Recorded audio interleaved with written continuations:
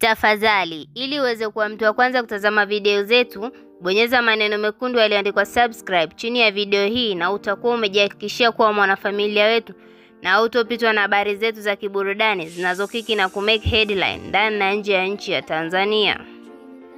Baada ya voice ya Haji Manara kuvuja akiwa anamzungumzia Alikiba vibaya,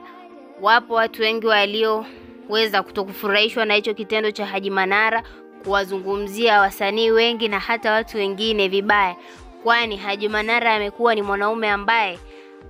anapojisikia kufanya jambo lake anafanya na hajali huyo mtu atakuwa katika mazingira gani au itamuathiri kwenye mambo yake kwa namna gani.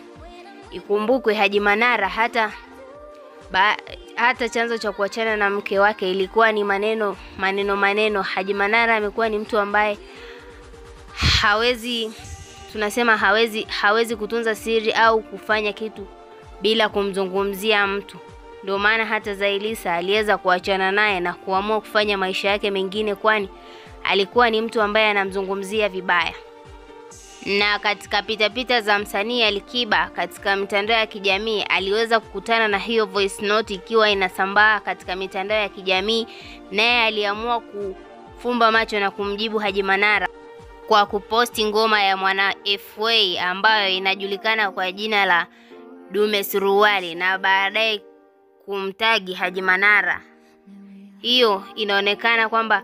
Alikiba hakuweza kufurahishwa na hicho kitendo cha kuzungumziwa vibaya kimuziki na Haji Manara, kwani amekuwa ni mtu ambaye anayefanya vizuri katika tasnia yake ya muziki, na ndio maana ameweza kumiliki hata record label yake binafsi ambayo inayojulikana kwa jina la King Music. Na chini ya hiyo record label yake ameweza kusajili wasanii wengi, na hao wasanii wanaonekana wanafanya vizuri, kwani wapo na mtu sahihi ambaye anawaongoza vizuri na kufanya mambo yao yaweze kuimprove kila siku. Basi Haji Manara ameweza kujichukulia sifa mbaya kwa mashabiki zake Alikiba, kwani mashabiki zake Alikiba wamekuwa ni watu ambao wanapenda kumsupport kwa namna moja au nyingine, na mziki wake kuonekana kupendwa na mashabiki na watu mbalimbali. Wewe kama shabiki wetu unalipi la kumshauri Haji Manara, kwani ameweza kumzungumzia vibaya Alikiba kwenye mitandao ya kijamii, na vile vile